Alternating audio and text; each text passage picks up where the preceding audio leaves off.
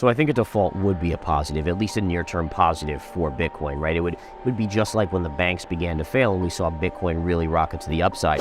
My issue with Bitcoin is that even when we had issues with some of the regionals where they were dropping 50% like 2 weeks ago, Bitcoin actually came down. And to me, that tells me Bitcoin doesn't know what it is yet. Is it a digital gold? Is it a risk asset?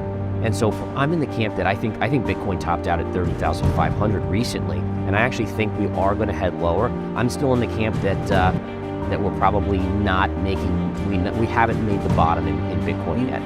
Yeah, so 2023, maybe into 2024, the 9,001. But I do think by year end, it's very possible we could see 12 to 13, or at least double bottom at 15.7. That's going to be risked. It's going to be risk adjustment, meaning that de-risking in the system.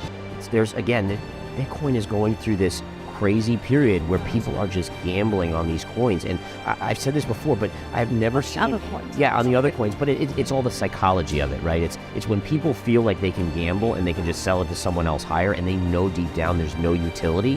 That is not a sign of a bottom in a market, like a Bitcoin bull market. It's the sign of a top.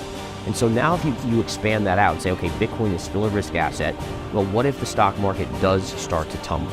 Where does Bitcoin go? And that's my thesis, is that we will hit a recession. The market doesn't think that the Fed won't come to the rescue. The market and investors are conditioned for now 10, 15 years. Every time there's a hiccup, the Fed prints money. I don't think they do it this time. And that is going to be a shock. It's going to revalue the stock market 20, 30% lower from here, and that will take Bitcoin back down. In the sense of it's a fully unstable environment, it's dragging down everything. The parents have said, you get out of the house, you're on your own now, to Bitcoin. Well, that's the Fed saying that to Bitcoin, right? I mean, it now has to stand on its own. There's no more money printing, at least for now. The Fed never really helps Bitcoin, that's for sure, directly, but the Fed has stepped to help the market. Right, and it's the printing of money that ultimately helps Bitcoin.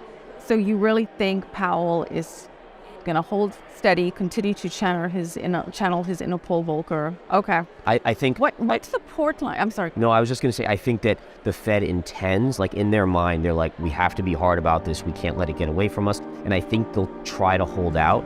But just like always, eventually the Fed will print. But we're talking about them holding out to such a level where the market doesn't expect this. Because again, look at 2018. We had the Fed begin to raise rates. The market dropped 20% in like 6 weeks, and the Fed started instantly to reverse. And that's what the markets have come to. That's what they expect. The tantrums have yielded results. But that was when inflation was under 2%. Right. Yeah, so on our way down, there's a huge level around 23 to 24,000.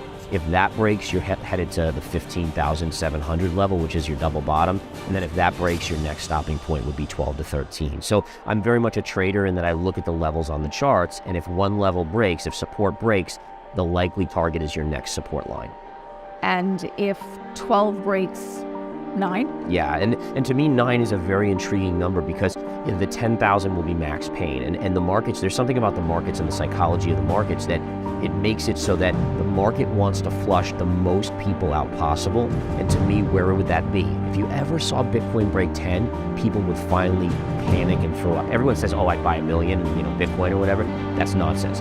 Panic would set in, and that's usually where bottoms are made. But you're a long-term believer in Bitcoin, so you would be buying. And again, I'm such a contrarian that I want to see, like, I start buying when panic. They say blood in the streets, that's the term. Yeah. When you see that, that's when you step up.